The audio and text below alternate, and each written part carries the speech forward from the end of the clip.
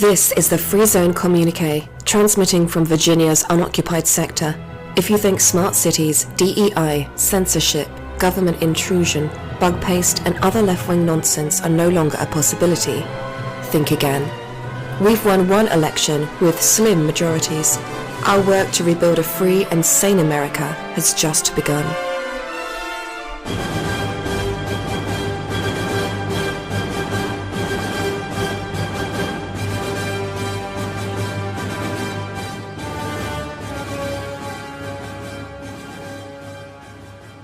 This is the Free Zone Communique on the P4B. I'm your host with the lilting operatic voice, Matt Jordan. I'm afraid it's going to be a few more days before I actually get my voice back.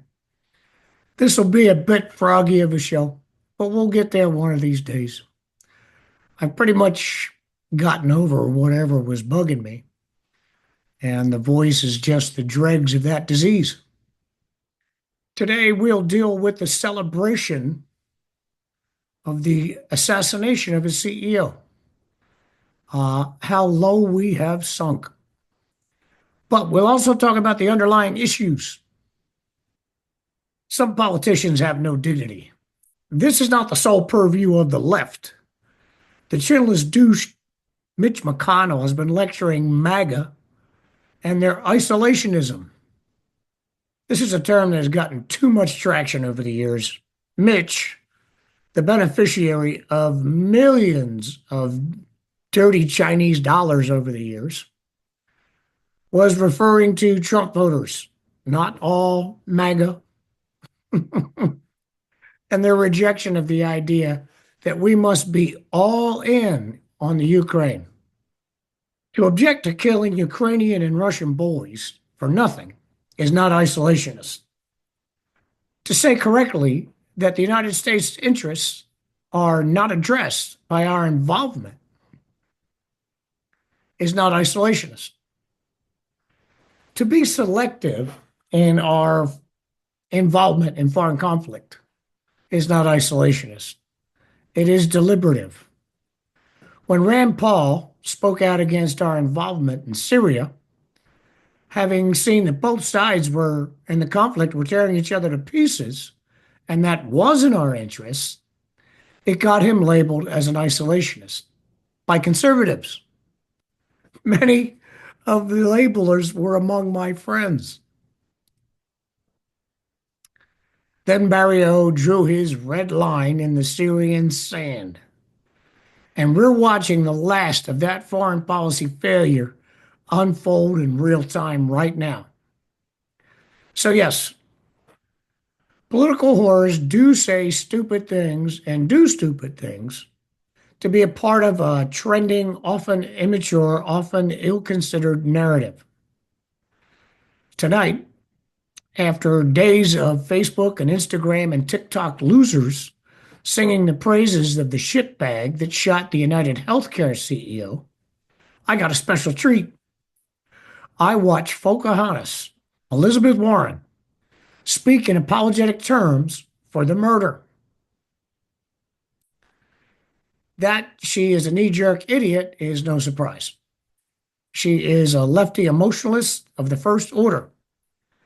But the point she was making was priceless. She said that eventually people get fed up, speaking in terms of the difficulty in dealing with insurance companies, and they take matters into their own hands. Thank you, Liz.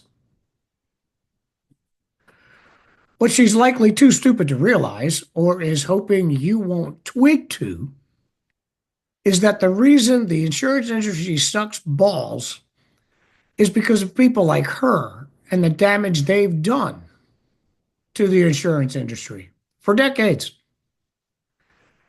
This is most true, of course, in the case of medical insurance.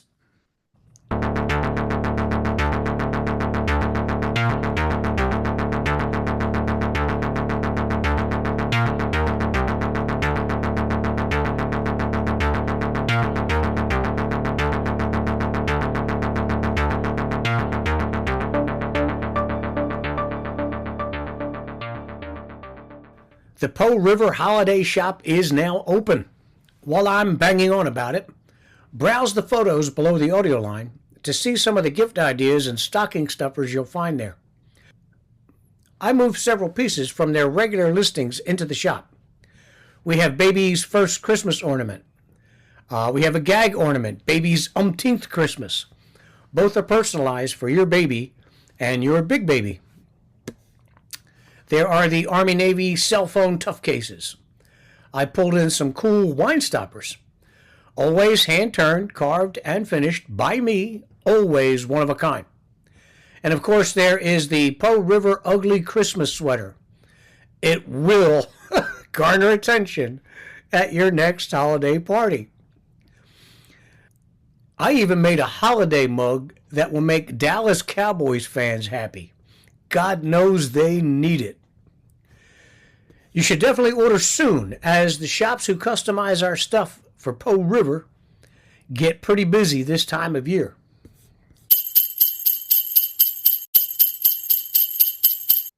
There ought to be a law.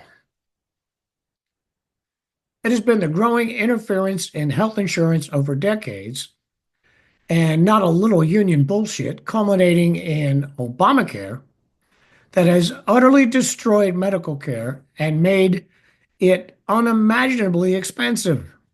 Let's review. There was a time when insurance was a bet and sort of a savings account. You bet you or your kids would get sick or seriously injured. The insurance company bet they wouldn't. When your kid got a bloody nose in a fight, you didn't call the insurance company. You paid the doc a reasonable fee. People already knew then that the insurance was not a bottomless candy drawer and best used when the need was greatest. And no one wanted to be seen unnecessarily as a health risk. That's how you keep the best rates, and you have money you need when the real shit happens. Keep in mind that even then, you couldn't be turned away from a hospital for treatment. If you showed up in an emergency room, well, that cash or a check, you were billed. If you paid, great. If you didn't, the hospital would make up the difference by selling part of your debt to a collection agency and spreading the rest of the losses among the other patients. As in all things, people who got collection notices or had to spend more than they were willing complained, mostly to each other. And who can blame them? It's human nature. But some complain to their political reps with the cliche, there ought to be a law. This kind of thing is low-hanging fruit for a certain type of politician, political whores. They don't care for the consequences of their pandering. They just want to be seen as doling out the goodies. And this is a target-rich environment. Over time, laws were passed insisting that more and more maladies and injuries be covered by insurance policies. Government mandates. The inclusions were by their nature less and less consequential, but they were far more numerous. Stitches, cold remedies, anything became fair game. As more things were mandated, insurance companies would refuse to cover more of the things that weren't mandated, even if they had covered them in the past. And the people then blamed, you guessed it, the insurance companies. You could have gotten your stitches for $50, but they were now an insurance mandate. The same stitches now cost $290. The difference now paid for whatever else the government was mandating. I think you see the trend here. While this was going on, going back even further to the 1950s, there was another boondoggle going on from, of all places, the tax code. There was a time in the mid-20th century when taxes were so out of hand, people at the top of the tax charts started pleading with their employers or stockholders to pay them in something other than cash. If you wanted to expand the lessons learned here, sign up for Art Laffer's excellent lecture on taxes and the economy. I'll leave a link. Anywho, successful people were finding themselves in tax brackets so high, going to work became an exercise in stupid. Executives and salesmen started to ask that their employers pay them in some way other than cash. That's when club memberships, cars, private planes, things like that became perks, along with medical insurance.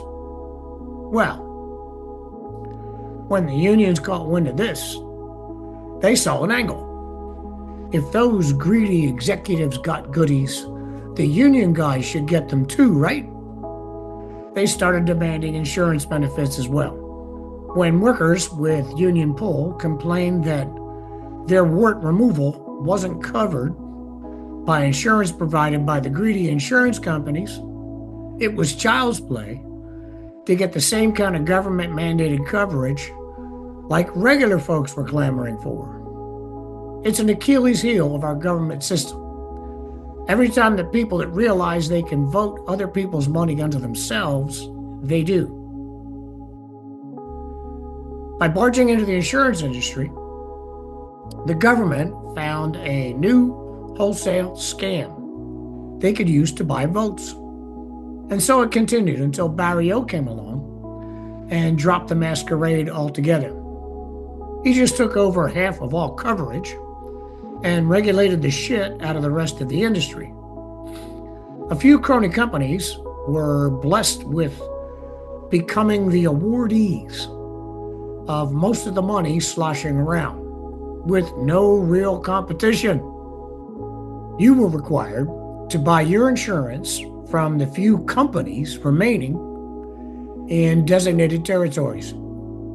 Consider this somewhat lengthy quote from the Manhattan Institute, and then I'll address it further. I'll leave a link so you can read where the quote actually comes from. Quote, analysts, there's a footnote, are nonetheless skeptical that this will do much to reduce healthcare costs, and no state has yet pursued this option. The American Academy of Actuaries notes that health insurance premiums largely reflect the underlying costs associated with delivery of medical care rather than the degree of insurance market competition. First part of that statement is duh, the second part's a lie. They argue that out-of-state insurers are kept out by the difficulty of establishing provider networks, and that even if they could enter, newcomers would have less leverage to negotiate good rates from hospitals and physicians than incumbents with large market shares. Yet, healthy insurance premiums vary substantially between states, and there are major price disparities in neighboring counties across state borders. For instance, the equivalent benchmark plans on Obamacare's exchange in northeastern Oklahoma counties, Cherokee, Delaware, and Mays, have premiums between $600 and $700, whereas those in neighboring counties, Brentwood, Crawford, and Washington across the border in Arkansas, cost $200 to $300. Such major disparities consistently track state borders in all regions of the country, outweighing variations in costs driven by local demographics and provider market structures. The footnote is mine. Now let's take that and work backwards. This is a little tough because I have to keep pausing to drink water and cough. Okay, so working backward through that quote, they mentioned state border regions. Well, in state border regions like Philadelphia and Camden, or King George, Virginia, and La Plata, Maryland, shouldn't mean a thing when buying a gallon of milk or a gallon of gasoline. Wide disparities only exist due to the government regulation and taxation. Demographics and income are often very similar, So, what makes it difficult for companies to do business from sea to shining sea are the regulations that prevent cross-border trade, which runs athwart the Constitution but pleases the cronies. Those imaginary lines don't prevent competitive pricing by companies. They prevent competition, period. Crony companies, in tight with state and federal government, love this. If one can't possibly have one program that works across the country, why can the federal government do it with Medicare and Medicaid, often for people living at 400% of the poverty level? The answer: because the federal government reserves that right for itself while protecting cronies and markets across the country. Delivery of medical care, addressed in the quote, is only disparate because the policies of the state-protected territories provide disparate funding for that care. The quote gives the impression that the free market can't fix it because it is unfixable, but it is fixable. For the truly slow, Obamacare is not about health care. It's about sucking more money into the general fund and pretending to care about your health. It's about turning health insurance into a nanny state nightmare. And it's working. In fact, as in all things the government throws money at, the actual health care gets more expensive every year. The hospitals demand more, so the insurance companies left standing charge more. Since it's all mandated, the hospitals know they can do it again next year. Right out of the gate, 3 states saw their insurance costs triple as soon as Obamacare was on the streets. Since I am nothing if not solutions-oriented, I'll tell you how we fix this. Like everything we need to fix this country, this has been left to fester for far too long. That will make it a bit painful, but the return on investment will be so worth it. First, we put insurance on notice that the government freebies are going to end, but money-making opportunities are about to grow exponentially. Then we pass a law that by a date certain, call it 18 months, Obamacare is finished. In this law, we forbid the federal government from engaging in coverage mandates. Also in this law, we allow for unfettered interstate insurance trade. Finally, we require hospitals to have transparent, itemized pricing of all services if paid by insurance or by the patient directly. So many things will immediately happen just in preparation of this. First, we'll find out what a hospital would take from you as a cash payment. Smart general practitioners and some specialties would start concierge medicine programs. That means they allow individuals and families to sign up as a patient for a flat monthly retainer, far cheaper than any insurance policy as we know it now. For example, Dr. Jones charges you a monthly fee of $150 per month to be your family doctor, and perhaps $80 per individual. Most months you wouldn't see the guy. By building a practice of several hundred patients, he makes a very good living and you have an affordable GP. Prices would still vary across the country, California being the high-tax, low-service regulation dump that it is, would still cost more. The doctors must pay the bills and make a profit. Mississippi would be lower, of course. At any rate, costs are still affected by the weight of governance, not provision of care. Next, you make insurance what it is intended to be to begin with: catastrophic coverage. Money that no average person could expect to come up with in one go to pay for the big stuff. With this model, the cost of health care and the coverage thereof plummets. Would rich people still be able to afford coverage for new tits and bastard diseases? Yes. Will you? Not likely. If you're not quite wealthy, you can't right now. Further, decouple coverage from work and the competing blocks of customers that allow providers to get fat and lazy. Let the providers compete.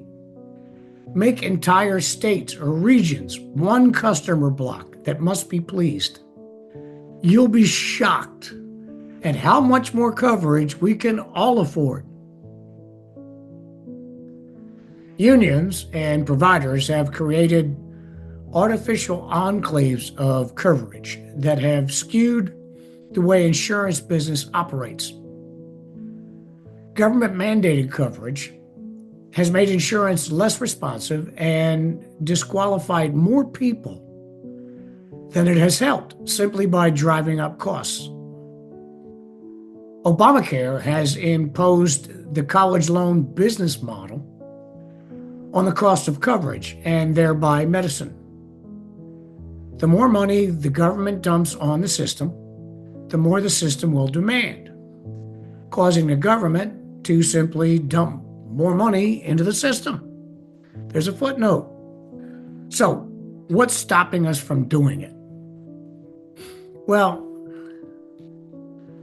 the relationship between the government and the cronies in their non-compete enclaves is the biggest hurdle. That has to go. The quote above uses a bit of misdirection, word games, to discourage talk of competition, but they tip their hand at the same time.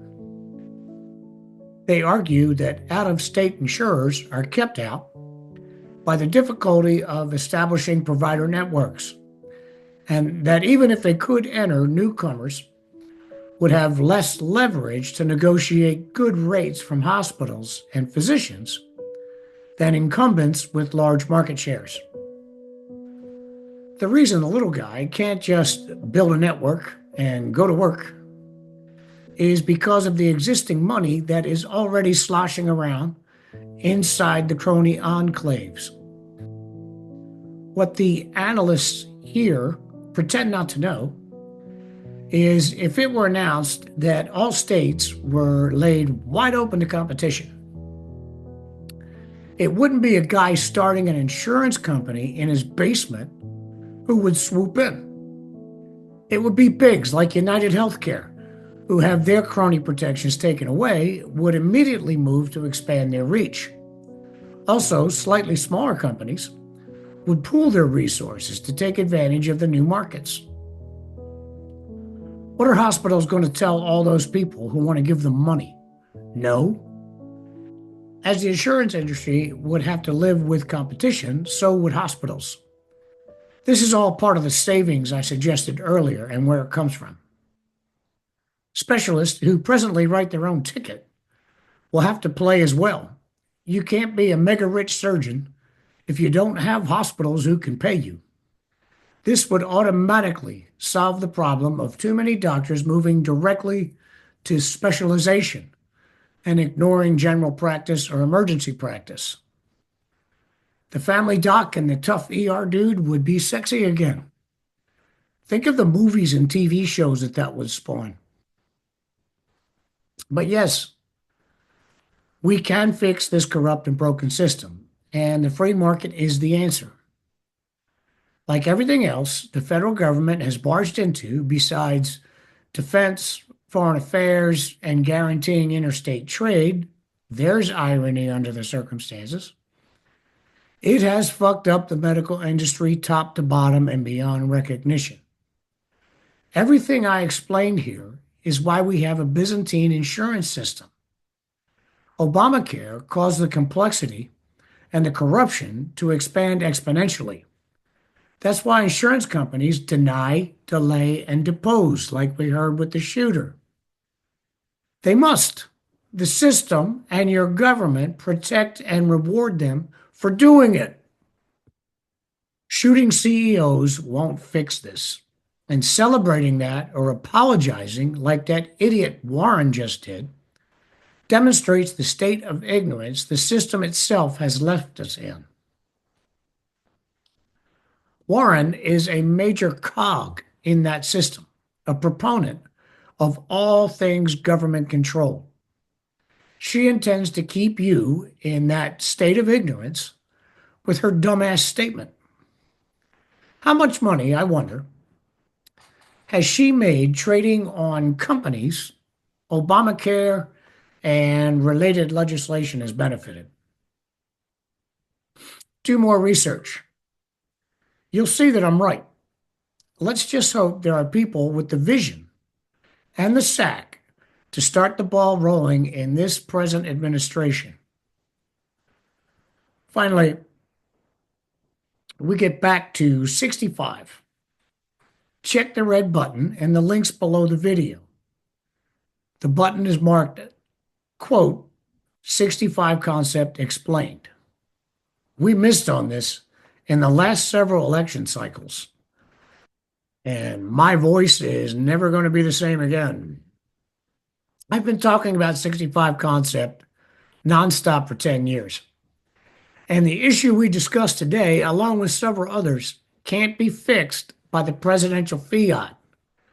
We must have a conservative, gutsy, and visionary veto-proof majority in the Senate and a huge majority in the House to fix any of it.